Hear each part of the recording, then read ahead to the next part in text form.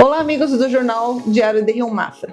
Hoje estamos continuando com o segundo episódio das nossas séries sobre cirurgia plástica. Para isso, trouxemos o Dr. Lucas Galotti, que veio falar sobre esse assunto. O assunto de hoje será abdominoplastia. Muito obrigado por aceitar o nosso convite, Dr. Lucas, para falar sobre esse assunto. É um prazer estar aqui novamente com vocês, né? Então hoje a gente vai abordar, né, a abdominoplastia, que é o foco, né, das cirurgias de contorno corporal, é uma das cirurgias mais procuradas no mundo, né, na cirurgia plástica. Então estamos aqui para responder as principais dúvidas e falar sobre os principais conceitos dessa cirurgia. E esse é um tema que a mulherada gosta, né? Sobre cirurgia plástica, inclusive eu, né? Então vamos lá, doutor. A cirurgia abdominoplastia ajuda a tratar a diástase? E se puder explicar para os nossos seguidores o que é diástase, porque às vezes tem gente que não sabe, né? Com certeza. Então, quando vocês ouvem falar em diástase, né, trata-se de uma separação do músculo reto abdominal, que é o principal músculo do abdômen do ser humano, né? Então, esse músculo ele pode se afastar em gestações, que é o principal, é o mais comum, né, o que a gente mais vê no dia a dia, ou em pacientes pós-obesidade, que engordaram bastante, né, emagreceram, e quando a barriga distende, né, independente do motivo, esse músculo se afasta. Quando ela volta à posição normal, né, não necessariamente o músculo acompanha, né? Então, quando ele fica afastado, chama-se diástase. E isso é corrigido na abdominoplastia. Exatamente. Isso faz parte da abdominoplastia, né? Já. Então, 99,9% das pessoas que precisam fazer abdominoplastia, elas têm algum grau de separação, de flacidez dessa musculatura, né? Então, na prática, a gente sempre que fala em abdominoplastia está incluso, né, a correção da diástase, faz parte do tratamento do abdômen. Tá, é referente ao umbigo ali, existe uma técnica que permita levantar o umbigo até a cintura, ou como que seria essa correção? O umbigo eu acho que é o que as pessoas mais têm medo, né? Então, o que acontece com o umbigo? Geralmente a pessoa que tem muita flacidez na barriga, tem muita sobra de pele, que é a indicação técnica da abdominoplastia, ela acaba ficando com esse umbigo mais triste, esse umbigo mais caído, né? Mas na verdade não é que o umbigo baixou a posição, ele fica mais longo, né? A pele ao redor dele cai e aí ele fica com esse aspecto mais baixo. Então, quando a gente vai fazer a abdominoplastia, vai retirar o excesso de pele, a gente mantém esse umbigo na posição original, só que a gente vai manter somente a base dele e os bordos dele vão ser feitos com a pele do abdômen, que vai estar passando por cima dele, que vai ser esticada, né, no lugar da pele que foi retirada. Tá, se a paciente só tem a barriguinha, a bochetezinha ali, que quer fazer a abdominoplastia, ela necessariamente ela diminui também a cintura, ou você só mexe naquele local? A abdominoplastia por si só, ela reduz muito pouco a cintura, né?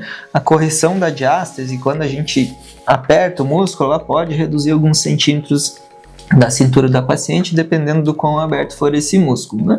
Mas o que de fato reduz bastante a cintura é a lipoaspiração, que é algo que pode ser feito ou não em associação com a abdominoplastia, né? Ao contrário da diástase, que sempre está incluso, a lipoaspiração não necessariamente, né? Tem gente que precisa, tem gente que não precisa, tem gente que quer, tem gente que não quer. Isso que eu ia dizer, assim, a paciente ela vai lá, ela se sente incomodada pela pochete, aí ela não quer fazer lipo, tem essa opção de não querer fazer lipo, que às vezes, talvez por medo, né? Ou, de repente, por recurso financeiro. Qual que é a indicação de você dar para o paciente? Assim, você precisa fazer uma lipo, é você que fala, ou o paciente que chega lá, eu não quero fazer isso, ou quero? A gente dá isso como um opcional, na maioria dos casos. Tem uma minoria das pessoas que realmente não tem gordura para retirar e não seria indicado lipo, né? Às vezes a pessoa é muito magra já por natureza, só tem a sobra de pele, essa pessoa não faz lipo, né? Mas a maioria das pessoas sempre tem aquela gordurinha, aquele estoquezinho, né? Já aproveita na mesma cirurgia, né? E aí a gente acaba oferecendo como um opcional, né? Sim. E aí vai da pessoa querer, né? Vai da pessoa entender, né, o porquê daquilo, se isso tem benefício para ela, né, se ela deseja o resultado de uma lipoaspiração também. Tá, e se a pessoa fazer a abdominoplastia e voltar a engravidar, ela perde essa cirurgia? Sim. Então, quando a pessoa vem consultar para fazer um tratamento de contorno corporal, a primeira pergunta que eu faço é sobre a prole dela, né? Se ela já teve gestações e se ela ainda pretende ter mais filhos, né? Então, se a pessoa tem indicação de fazer abdominoplastia, mas ela ainda pretende engravidar, isso precisa ser balanceado, né? Se vale a pena fazer esse procedimento nesse momento ou não, né? Não que no futuro não dê para fazer um reparo, né? Mas idealmente é uma cirurgia que deve ser feita após a pessoa ter certeza que não quer mais engravidar. É melhor esperar então para engravidar, se quiser engravidar, depois fazer para não correr o risco de ter. Quando a gente faz abdominoplastia, a gente retira toda a sobra de pele que a pessoa tem, né? Então a pele ela fica bem esticada, né? E aí se ela vai engravidar e vai esticar novamente essa pele que não tem mais nenhuma sobra, ela provavelmente vai ficar com uma barriga cheia de estrias, né? Então ela vai perder bastante esse resultado estético e talvez o reparo no futuro não seja tão bom quanto foi o primeiro, né? Por isso que é melhor pensar bem antes de fazer essa cirurgia. Você consegue citar algum caso desafiador que você teve na cirurgia?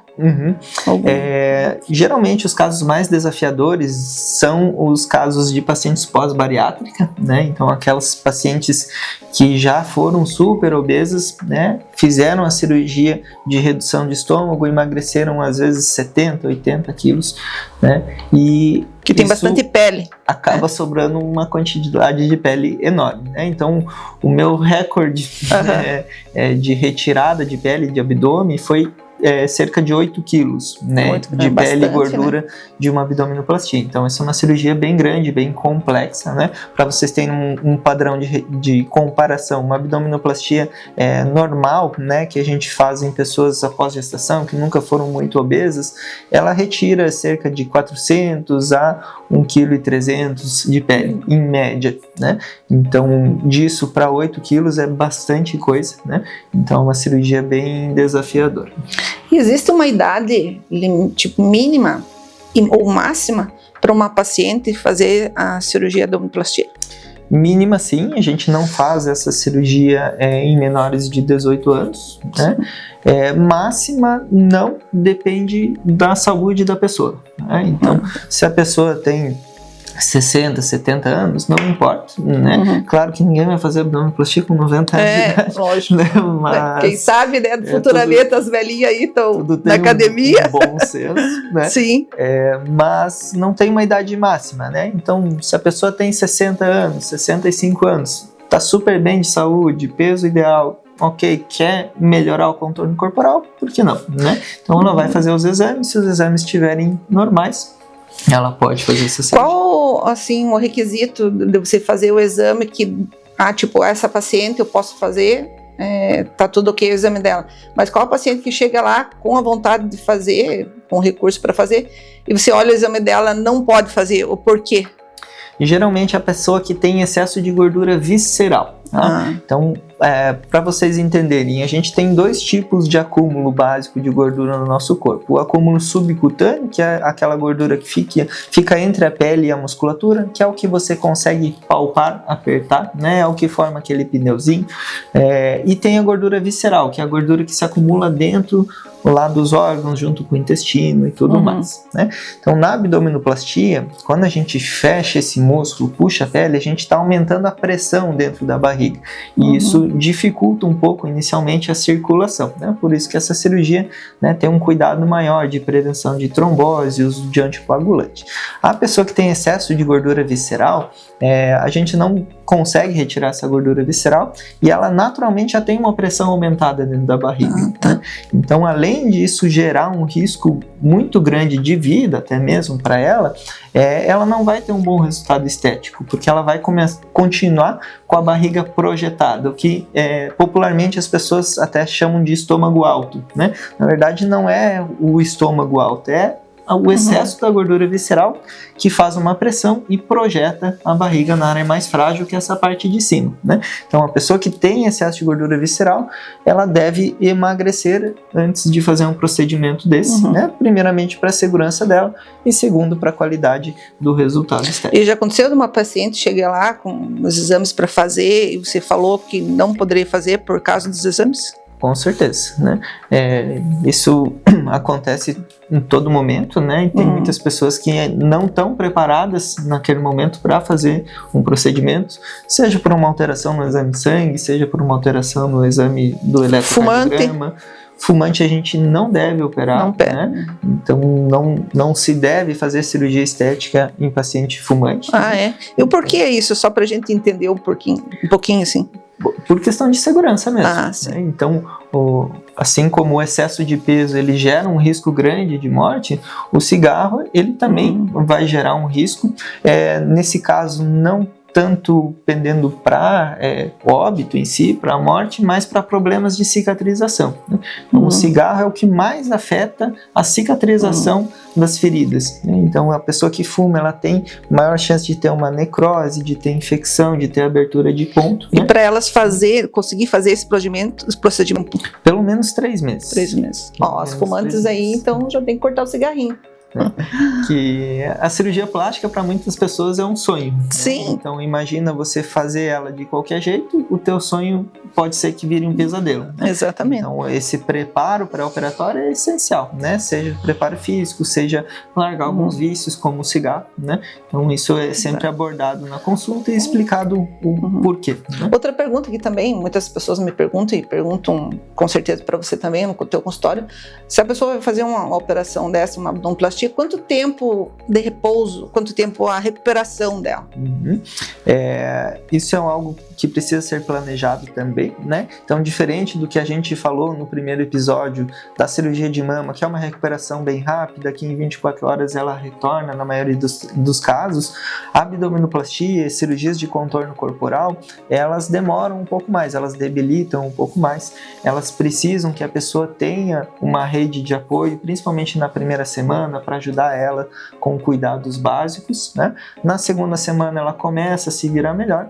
Então, depois de 15 dias, se o trabalho não envolve nenhum esforço físico, ela consegue voltar. Tá? Para trabalhos que envolvam algum esforço físico ou envolve muita movimentação, ela precisa se afastar a 30 dias do trabalho. Né? Então a recuperação é um pouquinho mais lenta.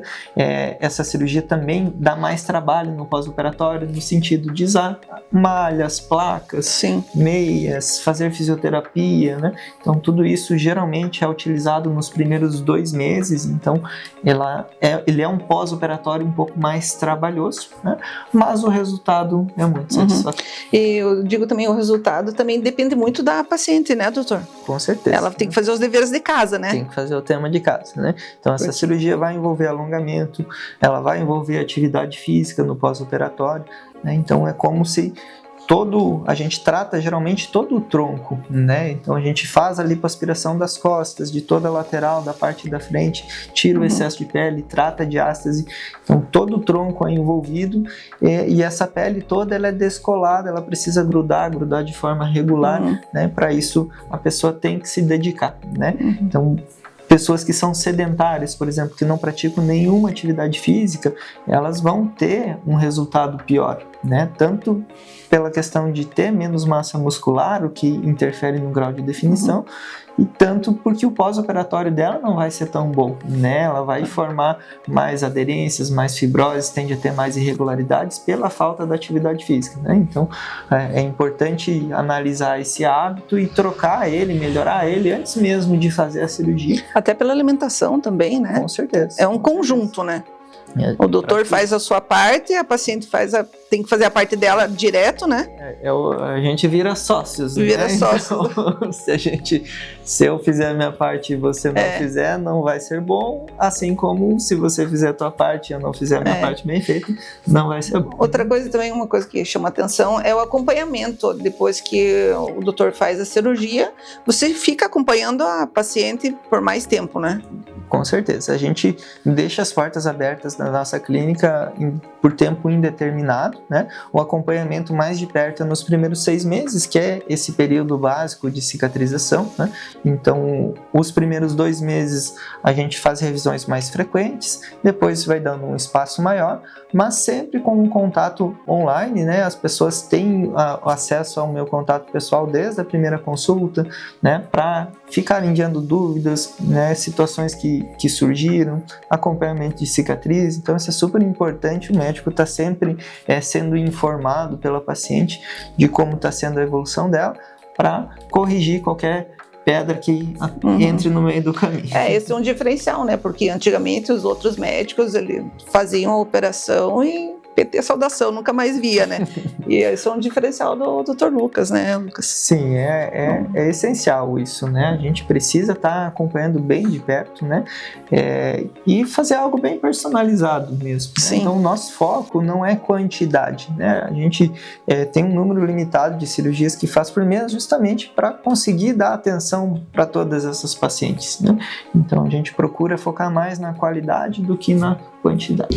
Doutor, daí também eu vejo uma pergunta que todas acabam perguntando para mim, ou em uma roda de conversa de mulheres, elas vão fazer uma abdominoplastia e elas já querem fazer uma lipo junto, ou uma mamoplastia. De que forma que você avalia o paciente para ele poder fazer no mesmo procedimento outras técnicas, né? Uma lipo ou outra. O famoso aproveitar a anestesia. Isso, aproveitar a mesma anestesia, que já que está lá na cama, eu já estou mexendo mesmo, não vai sentir dor, pega e aproveita. Com certeza. Então, primeiramente, a gente tem que entender que cirurgias com o mesmo nome podem ser completamente diferentes, né? Então, uma cirurgia de uma mãe que teve 3 filhos, ficou com flacidez, nunca foi obesa, é diferente da pessoa que teve 180 quilos, fez uma bariátrica e emagreceu, né? Apesar de as duas serem abdominoplastia, elas são completamente diferentes. Então, a gente chama isso de grau de complexidade, né? O grau de complexidade impacta no tempo cirúrgico, né? E o tempo cirúrgico impacta na segurança da paciente. Então, a gente não deve fazer cirurgias que extrapolem muito o tempo de 6 horas, né? Então, a gente vai avaliar condições de saúde, se a pessoa tem comorbidade, se ela já teve algum problema de saúde grave na vida.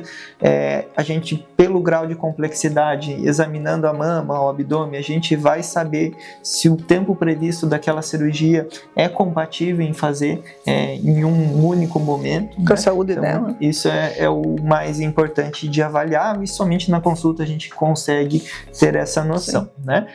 Com relação à lipoaspiração, é o que mais frequentemente se associa com abdominoplastia, né? Então, a grande maioria dos casos de abdominoplastia hoje, pelo menos na minha prática, eles são associados com lipoaspiração. Claro, com o consentimento, com o desejo das pacientes, né? A lipoaspiração, ela vai promover um melhor contorno, né? Por mais que a gente esteja retirando gordura, a lipoaspiração não é um procedimento de emagrecimento, né? Então, às vezes as pessoas perguntam, quantos quilos eu perco numa lipoaspiração? Eu falo, não sei, provavelmente nenhum, tá? Não tem expectativa de perder peso com lipoaspiração. Não é emagrecimento, né? Não é emagrecimento, é a gente tirar depósitos pontuais, como por exemplo da cintura, né? Que geralmente você tá lá penando na academia, sempre tem aquela gordurinha que não sai por nada nesse mundo, né? Então é aí que entra a lipoaspiração para afinar a cintura, para definir melhor a musculatura que você já tem, né? A gente pode também associar outras partes do corpo, né? Como braços, coxas, que às vezes isso incomoda a paciente, a gente pode associar também nesse mesmo momento, né?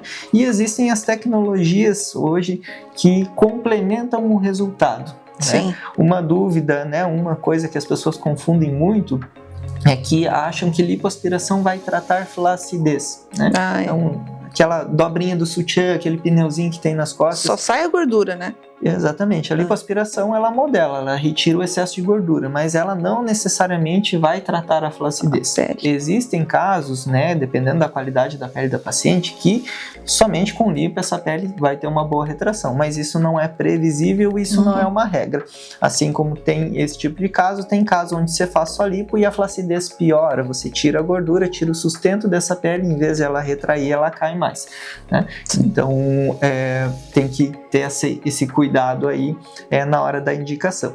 E hoje a gente possui na nossa clínica um equipamento bem moderno que se chama Renuvium, que é um aparelho para complementar a lipoaspiração justamente nessa questão da flacidez. Então o Renuvium, ele é um tratamento para a pele, né? Ele vem logo após a lipoaspiração, ele é feito lá no centro cirúrgico e ele vai estimular a retração dessa pele, melhorando o resultado do contorno corporal. Muitas pessoas não sabem da existência desse Renuvium. Eu fui uma pessoa que não sabia, né? Até você que me comentou.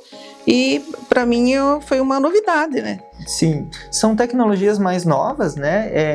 E como são aparelhos caros, né? Comercialmente, não são comuns em todos os lugares, né? Nem todo mundo tem para oferecer, né? Mas a gente consegue oferecer ele como um opcional em todas as cirurgias de contorno corporal, né? Que envolve lipoaspiração. Outra pergunta também, o doutor opera só em Canoinhas ou tem outro lugar que o senhor opera? Somente em Canoinhas, né? Por quê? Porque a gente precisa de toda essa aparelhagem, né? A cirurgia plástica, ela tem um custo muito grande de materiais. Então, quando a gente veio para cá, para o interior, a gente fez um investimento bem pesado em todo o instrumental cirúrgico, aparelhos como Renuvium, aparelhos de lipoaspiração modernos, né? Então toda a estrutura que a gente montou, né? Os hospitais, mesmo em cidades grandes, eles não oferecem esses aparelhos, né? É o médico que tem que comprar. Então, para você operar em 2 cidades, é uma logística muito ruim, tem como, né? É um investimento que às vezes vale não compensa, né? E sem contar a tua equipe, né? Então a gente não faz nada sozinho, né? Por mais que o médico esteja no centro das atenções, a gente precisa de uma equipe treinada de enfermagem, né? De pós-operatório, a gente precisa de um espaço físico no pós-operatório que tenha também todo o suporte para dar para paciente no hospital de Canoinhas, né? Então a gente opera somente no hospital de Canoinhas, a gente tem a nossa estrutura lá, né? E a gente atende pacientes de toda a região e eventualmente pacientes vêm até de muito longe, até de outros países para operar com a gente. Tá. Até isso que eu ia te perguntar, bastante pessoas da região, a maioria das suas clientes e suas pacientes, de que cidade, assim? 60% das minhas pacientes hoje vêm de outras cidades, né, que não Canoinhas. Então a gente atende bastante aqui de Rio Negro, de Mafra, né, praticamente toda semana tem alguém aqui dessa região nos procurando. São Mateus do Sul, cidades ali na volta, né, da divisa com o Paraná, né, então toda a região do Planalto Norte aqui, né, e do sul ali do Paraná, a gente acaba atendendo bastante, né, e eventualmente cidades mais longe também nos procuram, né, hoje com a rede social, com o alcance que a gente tem, a gente consegue, né, atender pacientes de muitas cidades longe, né, e as consultas, elas podem ser feitas, né, primeiros contatos, eles podem ser feitos de forma online, assim como muitos do pós-operatório podem ser feitos online também, né? Então isso facilita muito. Antigamente nem era permitido a telemedicina, né, depois da pandemia a telemedicina foi regulamentada, né, então hoje isso facilita bastante para pessoas que moram longe de fazer cirurgias aqui com a gente. Tá. Então é isso, chegamos ao final da nossa entrevista. Muito obrigado, Dr. Lucas, por aceitar nosso convite. Essas e outras notícias você acompanha no Jornal Diário de Rio Mafra. E até a próxima!